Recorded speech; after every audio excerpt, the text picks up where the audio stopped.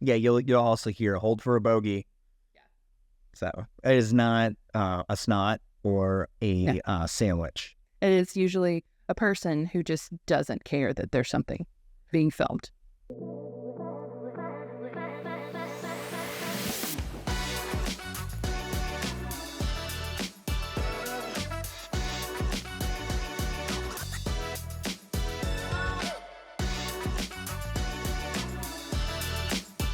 Negotiating your rate. Hey, what's going on, everybody? My name is Brandon Diet. I am a producer for film and television. And I am Gabrielle Pickle, and I am a line producer and producer for film. Yeah, so we produce things. If this is the first time that you are watching with us, please make sure to like, share, and subscribe, because the more action that we get on this video, the more likely we're going to put out more content. So, first things first, you should know that there are industry standards for rates for PAs. So each media type has different rates. Why that happens? Well, a lot of times that has to do with budgets, has to do with quantity of people on set, and skill level. So, And also how long the project is. Because you have day players, so you can be put up for a job or you can apply for a job that is literally just for a day. Which I want to stop you there, Yeah. because this was one of the things that I did not know like a year into my film career was what a day player is. So typically when you're hired on a production, it is, you're brought in at the beginning and it's run of show, meaning that you are there. They give you, it's going to be 20 days shoot, 5 days wrap, etc. You're there for the whole time. A day player is somebody like we were talking about in the previous segment who comes in for a day or a few days, and they are kind of like your alternate people, and they will typically use the same people over and over again if they're available. But day playing can work you into run of show gigs. Yep. Just want to clarify that, because I was Googling what is a day player, and Google does not know, just so you know, or they didn't 10 years ago. Like, no idea. So it took a while for me to, I guess, get over my own embarrassment and ask an AD, like, and they were happy to explain. But yeah, it was a solid year of me not knowing what that was. And I had been doing it and not knowing what it was. That sounds great. Because I didn't say you're a day player. It was like I would hear about day players, and then also I would only be there for the day. Yeah. Anyway. I mean, that makes sense. So, when you're looking at job postings or somebody is offering you a position, as a PA, production assistant, just in case we didn't clarify that at one point in time, PA is production assistant. Knowing the media type will help you understand what your rate is going to be. So if you're looking at something like an independent film, you are going to be required to do a 12-hour minimum. So the rate that you get for the day, say it is $250. Sometimes. Yeah, it depends. Depends on the job. That would be $250 for that 12 hours that you have. After that, you get overtime. Yeah. Hopefully you don't have to go into overtime. I know that looks great on your paycheck, but man, is it daunting to be on set for 14, 16, 18 hours of the day where you're running around, grabbing things, doing all sorts of stuff. You're mentally, physically, and emotionally worn down by the end of the day. But that's what the rate stands for. It's, 300/12 means $300 for 12 hours of work. A guaranteed 12, meaning if they wrap you at 10, you're still getting paid for 12. It's a guaranteed 12.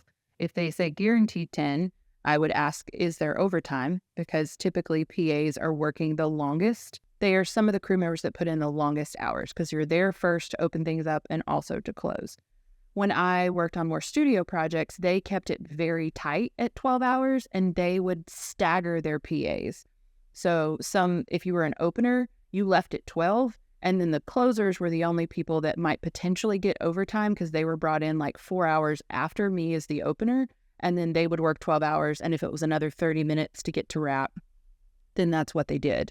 So understanding those parameters, we have created a really handy-dandy rate sheet where it talks about what your rates typically are. And we went with kind of the lowest of what you expect in each category, but for reality, for short films, for independent union films, for bigger budget union films, studio projects, including film and television, and non-union projects.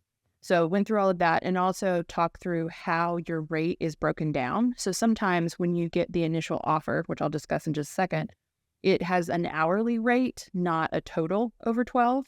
And the way you calculate that is it's the hourly times 1 for your 8 hours. And then it's times 1.5 from hours 8 to 12.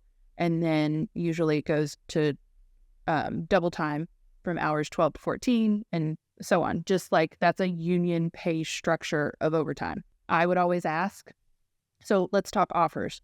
An offer comes to you first. You typically do not, as a PA, do not have to give your rate up front. They have a understanding of like what they can afford and how many PAs they're looking for. If you come in and say, well, my rate is 300, but they have planned on 150, chances are you're not going to be able to do the work of 2 people. And so they're probably not going to hire you. So understanding the framework of the project will help you be able to make a decision on whether or not you should take that position. But your offer usually comes via email and it's like, it's these dates, it's this location, you get, it's this much over, it's 210 over 12 hours. Overtime is included, and then that might be it. And then you're able to look at that, and we've provided a handy dandy list to look at it and reference, see if that seems reasonable. If it seems really low for the project, I would ask like, hey, typically I make, $250. Is that something that you're doing for PAs and whatnot? Is there other ways that you can get paid? Is there like a laptop fee? Or if you're going to be a runner and you're using your car, are they paying any type of like car, I want to say waiver. It's not a waiver. Car allowance. There we go. Is there travel involved? Are they covering mileage for runs? Typically, even if you are not getting paid, like it is a fringe short film, but you are doing runs to set and back. Really quickly, what is a runner? Because a lot of people don't. If you're coming into this brand new, you're not going to know what a runner is. That's fair. Because I can tell you I didn't when I first started. I thought it was somebody that gets on a track and actually runs, but it's not that. I mean, it could be. Yes. They could be. It probably not. No. Kind of figure. So a runner is a PA that's specifically hired to go pick up things and bring them back to set. So you might be sent to go pick up dailies, and then you might be sent to go pick up more batteries because sound will always need more batteries. And then suddenly costumes has an emergency and needs like this weird kind of tape from this one place that's 45 minutes away. And then you have to go there. And then somebody needs box fans and you're going to pick up box fans and bringing them back. All of this is very normal. And sadly, most of the time, by the time you get back, they won't need what you got at all.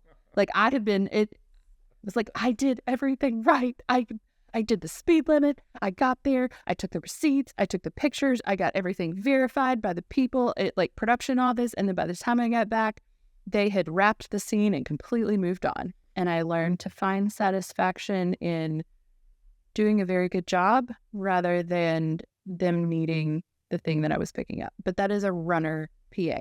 You may also shuttle people around. They might have people jump in your car to move to whatever. You want to make sure you're comfortable with that. And certain studios, like, they don't allow any of that. I know back in 2013, when I was working on Vampire Diaries, they came out with a rule of like PAs can't drive anybody. I was like, great, love that. Don't want to have to do that anyway. But on short films, on like non-union things, that might be something that you have to do. And you just have to make sure that you are comfortable and feel safe doing that. Now, there are different types of PAs, production assistants on set, that have different responsibilities. And those different positions might actually warrant you negotiating a higher rate. Mm-hmm. So, for instance, a key PA is basically like the leader of the pack. The main PA, the point contact between the production manager, production coordinator, line producer, AD, all of those different people on set, they can communicate to their PAs that they oversee. They're going to get a higher rate because they have more responsibility. They typically come on a couple days early and they work with the AD team to kind of set up the PA structure and make sure they understand where all the paperwork is kept that everybody needs to get filled out and whatnot, and understand how the production flow is, because it's their responsibility to make sure all of the PAs are getting all of their different paperwork responsibilities turned in. Yeah. And then you also have your office PAs that are handling a lot of paperwork, sometimes dealing with travel. Those rates can be different as well. And then you have your individual departments. They have production assistants. Those are very specific, and usually you need to have a little bit more experience. Like if you want to work in greenery, like you're interested in working greenery, which is pulling plants and literally greenery on set, flowers. It's so much fun department. Also a costume PA, they're helping with wardrobe. They might be pinning. That's a level above what They do a lot of receipts. Yeah. A lot of receipts. Let's just put it that way. They're shopping, they're doing receipts. But hey, listen, if you like shopping and doing that, it's a lot of fun. Well, and I know on bigger shows, the costume PA was literally the buyer would come back and be like, here's all the things, plus all the Amazon orders, and just a pile of receipts. And she just would sit at a table in costumes and like tape them down, record them, make sure everything was organized. Like that was her whole gig. But it got her into the costume department and she worked her way up. Other PA positions. So first team PA. First team is in reference to your main actors, your lead actors, your principals. Second team is your stand-ins. So second team doesn't usually have their own PA. One of the PAs may grab them when it's time if you're on a bigger show, and other times they're just sitting there and will be called by the AD team whenever. But your first team PA is responsible for interacting with the talent and getting them to come out of their trailers and to set without wandering off. It is very much a high-level handling herding cats kind of vibe, and you have to be very good with different personalities. And that is typically you need more experience to get promoted to a first team PA. Background PA is a place where a lot of people start. And that's a lot of paperwork because you're handling the masses. I mean, you might be handling 5 people on a day, but you might also be handling 45 people on a day. And you're herding your BG from holding to lunch, back to holding, to set, and making sure that nobody runs off or has sex behind the studio. Happened to me. It's wild out here. It's just wild out here. Walkie PA is my favorite positions, and is responsible for organizing, distributing, tracking, and receiving back all of the walkies, surveillances, antennas, etc. We have a walkie log that we'll provide for you, and that is your lifeline. What I most often see, also keeping the walkies charged. So every night, whether that's on set, taking them home, they go to the production office, making sure they're plugged in and charged every single day. It is a big responsibility. There is also a big financial risk when not on the PA, but on the production when things do not get returned. It is approximately $500 per walkie unit. That when such and such grip leaves it in the back of his car and never returns it, the production then has to pay that out. And it is very common that at the end of a show, that PA will be on for a couple days, driving around, picking up keys from people, or setting up FedExes for people to ship them back and whatnot, because it is expensive and thousands upon thousands of dollars if you're talking about 75 people on set that had walkies, etc. So one of the big responsibilities, that one, is keeping track of the log and making sure you update it when you're the director and all of a sudden desperately need a walkie and I hand it to you and then you set it down and it never comes back to me. That needs to be marked on a log that one was handed to so-and-so and then went missing, so that we can track that down, because at the end of the shoot, we don't know where all the walkies ended up. So that's a very important one. Sometimes you'll have, if you're on a smaller shoot, you'll have a truck PA, meaning they're the person that's responsible for organizing and maintaining things in the truck. If you're on a bigger show with Teamsters, that's not really a thing. But it is something on a lot of your smaller kind of non-union type gigs. And that is very much the skills of a mover and a packer come very much into, and then generally you have your set PAs that are running lockups, which are keeping people from walking through the set while they are filming, you're echoing the like, we're rolling, cut, etc. They're echoing that out to the greater populace. People walk up, and one of the things that you typically do is like, they'll be like, oh, what are you filming? Like, what is happening? I'm like, it's a mayonnaise commercial. We're just going to hang here for a second until they finish this take, and then I will, be able to let you guys through, and just kind of like keeping people happy and kind of quiet. While that is happening, don't touch people. We'll say this. And if something looks like somebody is not listening to you, it is not your job to physically stop them. It is your job to alert the AD team if there is security and whatnot, and let them handle that. And that is called a bogey. And so we're like, bogey moving in. They're not stopping. Bogey moving in on X street, coming this direction. And then more people, locations will come and help, etc. Yeah, you'll also hear hold for a bogey. Yeah. So it is not a snot or a sandwich. It is usually a person who just doesn't care that there's something being filmed. And the industry joke is that everything is a mayonnaise commercial because it's the least interesting thing. But let me tell you, I was filming South Atlanta at one point. I think it was like 2018, and we were filming in a grocery store. And the amount of people that got excited for us filming, they were like, what kind of mayonnaise? Is it Duke's? No, I'm a Hellman person. These women were like taking sides, and my PAs were like, what do we do? And I'm like, as the line producer, having to come up and like stand with it and be like, yeah, we really can't, it's an off brand. And they're like, oh, and then they left. I've done the same thing down in Miami, doing a commercial shoot for swimsuits. So you have all these models in swimsuits. I mean, obviously you're doing a swimsuit shoot. And then people would come up and we would say the same thing. Like, oh, what are you guys filming? Like, oh, we're shooting a mayonnaise commercial. And then they would go, like, what's going on? Like, why are they doing a mayonnaise commercial in bathing suits? And the reason why we say that, too, is just to, divert the attention, because it's the least attractive. You usually can't say what you're filming on. Exactly. Because of things we'll get into later, your NDA. Yep. Also, you will find there like looky-loos, or people that will find stars that they like on social media and will follow them.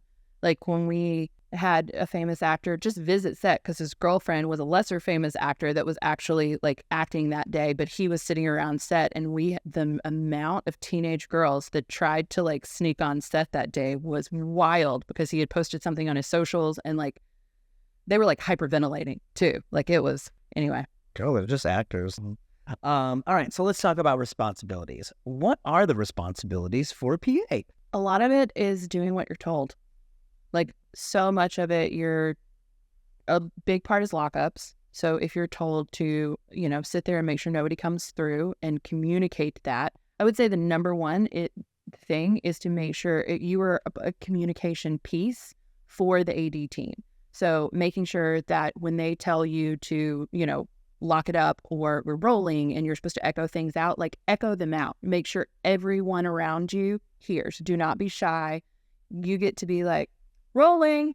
So really, it's kind of like a gopher. You are running tasks that you're told you can be picking up trash on set, empty cans just laying around, coffee cups that are just laying around. That could be a hazard because they could spill and like wreck equipment, So you're constantly moving around, trying to figure out what it is that needs to be done.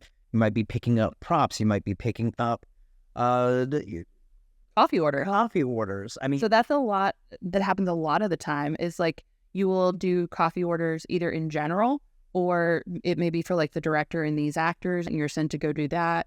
It also might be something where you're getting them for a certain department and getting special treats or different orders and things. And that's just a part of the job. It's a great way to meet people and remember their coffee order so you can impress them the next time. Yeah. And so at the beginning of the day, usually the key PA or production coordinator, could be the AD or production manager, UPM. They will give you your task for the day. Mm-hmm. A lot of it is verbal. If it is verbal, please write it down.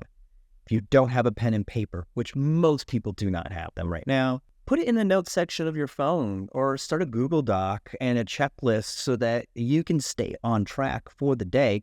Also, if there's a task that somebody is giving you that you're not able to complete, or there's some kind of a hiccup along the way, this way you've notated on there, hey, I didn't get to that, so that they can maybe roll over to the next day, or we can get somebody else to go ahead and get taken care of. That's actually one of the issues I see very often with PAs when there are complaints about PAs is that they have been pulled in multiple directions and have agreed to do 3 different things for 3 different people with different levels of priority. And this original task that was, let's say, key PA says, I need you to pick up all of these tables and move them over there because so-and-so set is moving in here and we need to make sure the space is clear. So that is a task. You have a few hours before they're going to roll in, but like it does need to be done. And then so-and-so way higher up, AD on set is like, this needs to happen. We need this coffee order now, da-da-da. And so you're sent on a high priority thing. What typically happens is that you take the high priority task, go run and do it, and never communicate that this lower priority task has not yet been done. And so then once the whatever is moving into this space comes in, it becomes this urgent thing and it all hands on deck, and the key PA is very flustered because it wasn't done when they ask you to do it, even though it's legitimate that you were pulled away by someone you could not say no to. What I would recommend in those situations is making sure you communicate that to your key PA. Hey, I am being pulled to go do a coffee order for XYZ people. I got 2 tables up, there are 25 more to go. I will come back to this, let you know when I am back. And just making sure you are communicating that will go leaps and bounds into making sure that you are a success as a PA. Just making sure you're not dropping tasks, even for something that is more urgent, because ultimately all of it becomes urgent once it's last minute. Yeah, make sure that you know what the priority is. You can ask that. Because it might be, they say, hey, I need you to remove these chairs. When do you need this by? End of day. Great. I'm going to put that at the bottom of my task list for the day. Or end of week. Or I'm going to put it way down at the bottom of the task list for the day. But it also might be, do this right now. If you are in the midst of doing something for somebody else, and you are being told that this is the priority, whoever gave you the original task that you're being asked to stop and move on to something else, you need to communicate with that person who gave you the initial task and say, hey, listen, I'm being asked to do this other priority right now. They might turn around and say, actually, I don't want you to do that. What I would prefer is to move this other person to that task. You stay on yours. I will communicate that to them. Make sure to follow up afterwards. Hey, did they get that person, and is it being taken care of? Because ultimately the responsibility will end up falling on you. Mm-hmm. Communicate. Over communicate. Yeah. Yep. So when, in your opinion, is it good and smart to work for free, and when should you not? That is a really good question. I think that when you're first starting out and you don't have anything on your resume, that is always a good point to go ahead and get a feel of what it's like to be on set. So working for free, working for credit might be advantageous. However, free and credit do not pay your bills. So you have to know what your financial situation is and what risks that you're able to take, because you might have 25 cents in your bank account.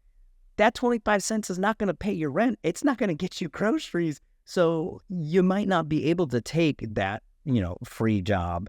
And then also sometimes when you have downtime in between gigs. Mm-hmm. So for example, you just finished shooting a movie that you've been working on for, say, 2 months, and you have 2 weeks in between the end of that project moving into your next one.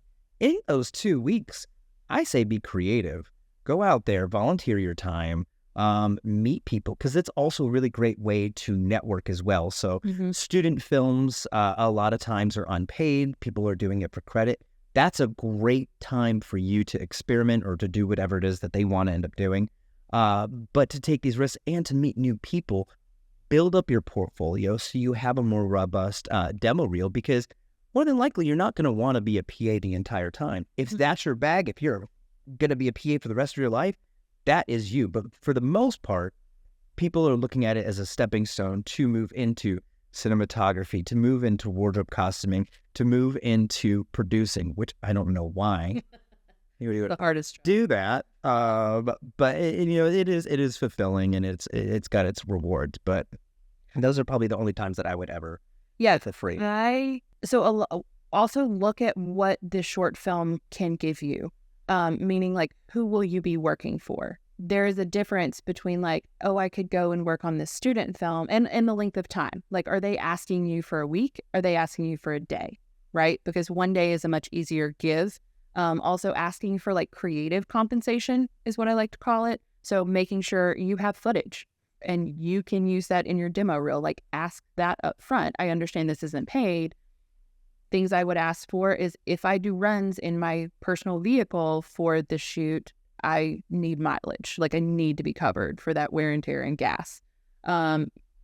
Pretty much everybody says yes to that. So one of the things I saw a lot that was a great networking opportunity was when I worked as a PA on bigger shows on the weekends or like during different hiatus and holidays. The actual like production designer or a big actor would do a short film in 1 or 2 days and just see who's free and wants to come, because like they're going to pay to feed everybody and rent cameras, and that's it. But you come out, you do this thing, and you get FaceTime with all these people that you do not normally get FaceTime with.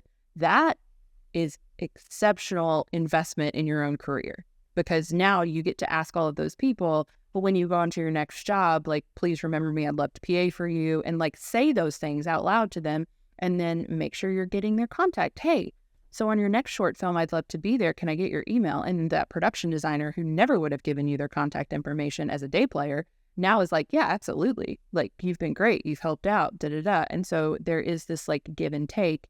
So just look at your own circumstances, see what you can do. There will be times when you can work for free and times that you can't. And that's completely fine. Yeah, and on those days off and in between while you're on a long run of a shoot, they'll do a lot of test shooting. So that might be just a day where the cinematographer, it might be like the DP is like, hey, I want to try out this new camera. Not a camera that we're actually using on this shoot, but it's a new camera and this new technique. I'm going to grab together a small crew and we're going to do some tests.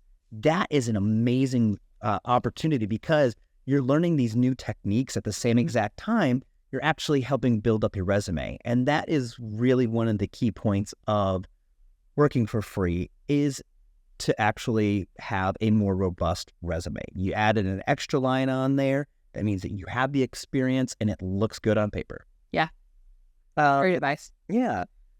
Let's really quickly talk through some things that you're not necessarily going to know as a PA when you come into the show, but it might be things that are provided for you or that you should ask for depending on the show. So a big one is travel. Like, maybe you jump on a reality show, you're filling in for a friend, and now they're going to 3 different states. Things that you should be asking questions about are around, like, are you getting paid for your travel day? If so, what is that? Is it an 8-hour day versus like your standard 12? Is it a half-day rate? There's a lot of different standards, but asking what your travel day pay is. Hotel, per diem. Per diem should cover all of your meals that are not being provided by production. Gas or mileage are 2 different things that those are not interchangeable, but like they may offer, we will cover your gas, reimburse your gas receipts, or you can turn in a mileage form, which is, I think, 67 cents on the mile right now currently, which should cover gas and your wear and tear in your car. Actually, I would just ask the line producer or the production. I Google it to put it on our little mileage spreadsheet that we're going to have available for everybody. So I do, in fact, know that it is 67 cents this year. Also, Ubers, Lyfts, etc. If you're flying somewhere, they cover the flight, but also baggage fees. They may ask you to take gear with you, and all of that should be covered and reimbursed. If you are in a place where you cannot front the money, you should just quietly tell the person asking you, like, I don't have the available cash to like pay for the baggage fees up front and be reimbursed. It's not the first time anybody's heard that. Everybody understands that scenario. There are company cards that can be used for that. Different production companies have different policies on whether they would like for you to do reimbursements versus cards. I prefer using the company cards 100% of the time. And somehow, somewhere, someone will always go, oh yeah, I just put this on my personal credit card. And I'm like, please don't. Those are all things that if you're moving into a travel show, you should ask about. Oh, that also applies to hotels. If you're asked to put a card down for incidentals and you don't happen to have a credit card, the production company will have one that they paid your hotel room for. And just if you use incidentals, then they may take it out of your paycheck. Yeah. And if you are able to go ahead and front the money and you fill out a reimbursement form, there are some things that you cannot be reimbursed for. So if instead of getting a per diem, which sometimes they'll just give you a cash in an envelope, and that is the money that you can use for breakfast and dinner or whatever meals that they are not providing on set that day. And the per diem rate varies depending on the production, the quantity of meals that they are covering for. What you will not get reimbursed for typically is your own personal parking tickets. So if you park in the wrong spot because you're not following the call sheet directions, you might be liable to go ahead and pay for your own parking ticket. And also sometimes when you are using a company car or a rental car, whatever it is, if it's on your own personal time, you will also be responsible for covering any type of tickets at that point in time. You also cannot get reimbursed, for the most part, for alcohol. Like alcohol that you're consuming. Correct. If they send you out to buy alcohol for the director, that is a completely different scenario. But if you are doing it yourself, you don't get reimbursed for that.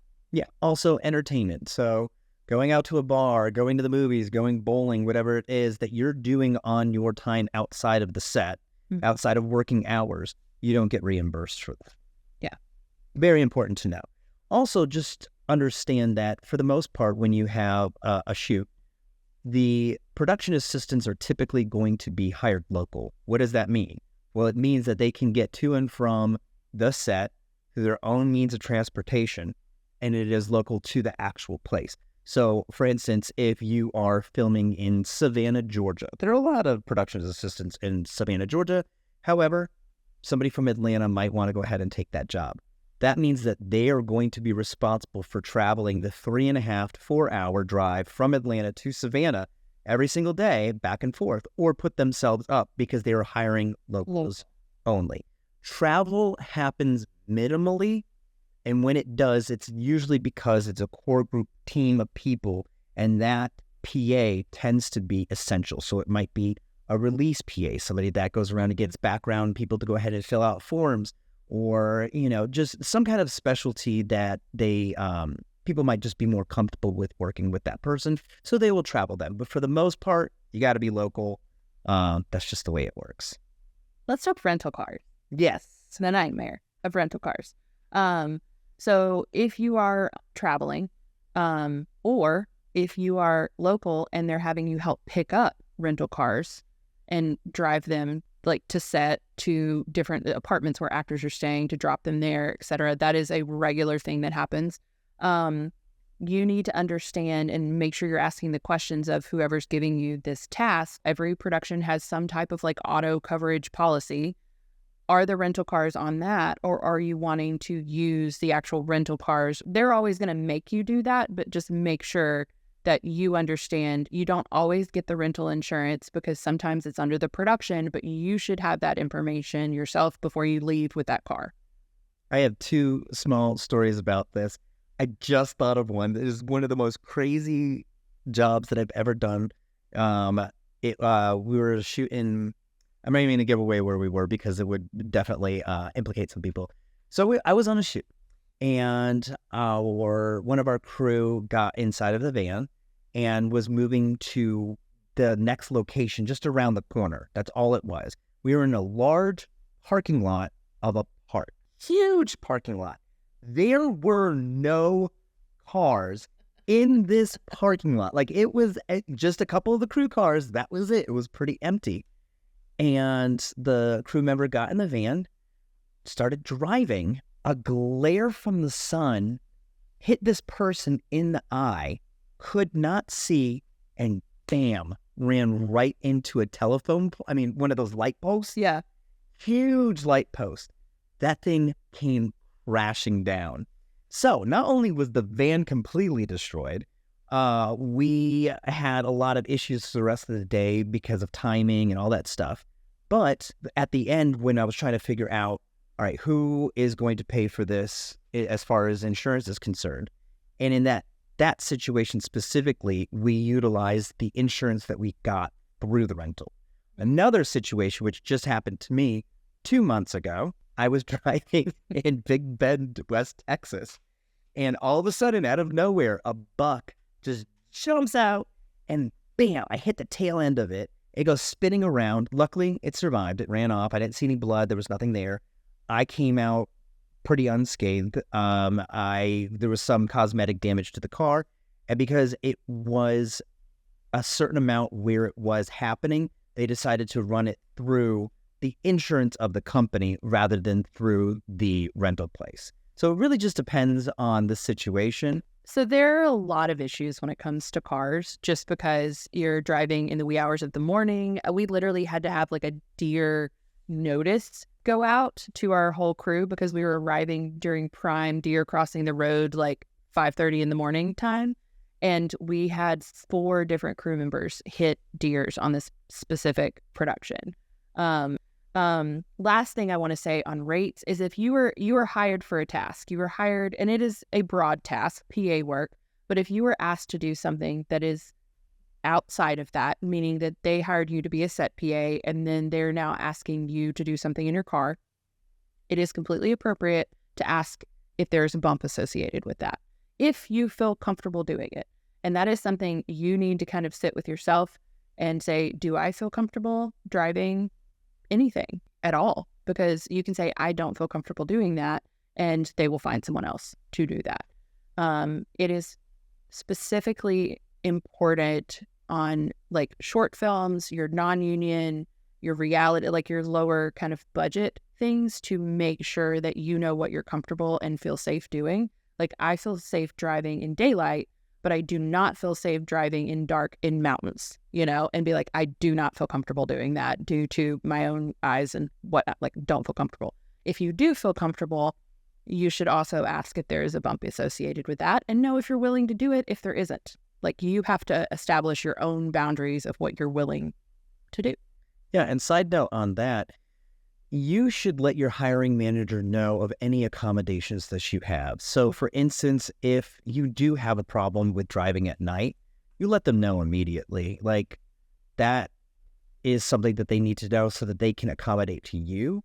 Unless, of course, the position is night driver, and then you say, oh, I can't drive at night. Girl, like that's literally the name of the job. Also, when you are negotiating your rate, you need to understand what the parameters are for the specific role that you're doing, because that might entitle you to kit fees. Mm-hmm. What are kit fees? Kit fees are just basically additional pay on your paycheck to for things that you're bringing to the table. Like I'm bringing my laptop because I'm an office PA, or they want me to do releases and I'm bringing my laptop because I'm scanning things in and making sure they're getting uploaded to whatever system they're doing. You can ask, hey, is there a kit fee for my laptop for doing that? Yeah, you also might get... It might be $15 a day, It's all money. Yeah, and you might end up getting like a telephone usage fee, because you're constantly using your phone while on set or communicating or whatever it might be. You might get paid for that. You might also have a specific lens for a camera that, the camera department can't source. And you're like, okay, well, I'm going to rent it to you guys. So you have a lens rental fee. Also, you might have a drone that somebody might utilize. Whatever it might be, there is the potential for you to go ahead and get a little bit more money. Always ask. It's not going to hurt. It is very typical that a production would prefer to rent from their own crew and give them a little bit more than going to an outside vendor for a lot of specialty things. I see that quite a bit. If you're sitting around and you don't have anything to do, or you've completed your tasks for the day, don't try to look busy. Most of the time we can see through that. Like it's very obvious and apparent. Like if you're walking past somebody and then all of a sudden they grab their paper and they're just studying it. Like, we know what you're doing, girl. Like it's not that It's not. But I will say, look for tasks that need to be done. So if you are standing around and I see trash everywhere, I will ask you to do a sweep. I will notice if I don't have to ask you and you're already doing a sweep, which is what we call like doing a sweep for all the trash bits. Yeah, looking around the set and just making sure. And then you can also ask your direct supervisor, hey, I've already finished everything that I needed to do for the day. One, I get a gold star. And two, is there anything else that you possibly need me to do? I've already done, and list off those extra things that you have done, because that shows initiative. And that is something that I definitely look for in a great PA. The final thing that I want to talk about is receipts, specifically for gas receipts. So you want to make sure that if you are driving, they ask you to do a run or whatever it might be, you keep the receipt. You need to have on there the date, the quantity of fuel taken, and the total amount. Now, sometimes receipts don't have all of that information. Just make sure that you get that. You get a printed receipt. It's really probably going to have to go inside to get it, to get the detailed receipt. And if it doesn't have it, write it on there. And speaking of gas, this is my final thought about this. Please make sure that you know what type of gas the vehicle is going to get. Because you do not want to put diesel in an unleaded truck, and you certainly don't want to put unleaded in a diesel truck. And then also, sometimes you might even be asked to go ahead and fill up the gas tank for your director or executive producer because they don't have time. So you got to run and go do that. You put in 87 and they have never put in anything less than 93. Oh, you can feel the wrath. So just make sure that you are putting in the right types so that you're not... Feel free to ask that question. Like, you should feel empowered to ask that question and clarify, because if you're on like a reality shoot and the key grip sends you to go get something for the generator, that is a very specific type of gas. They need a less than this percentage of ethanol, etc. Like, make sure you understand what the ask is, and then you can Google on your phone or ask Siri or AI or whatever where to find that. Because I mean, I've had PAs go to like 6 different places and they're like, do I keep going? Like, yes, you can't use any of that gas for this task because the generator takes a very specific kind. In closing, I had a PA that totaled a box truck by putting gas in a diesel, and $7,500 later, but he just ruined it, and we've never let him live it down. I mean, he's a UPM now, and I will always bring that up at Christmas parties every single time. It's hilarious. But he made sure every PA he trained knew the difference. This was Negotiating Your Rate. Up next, first day expectations and etiquette.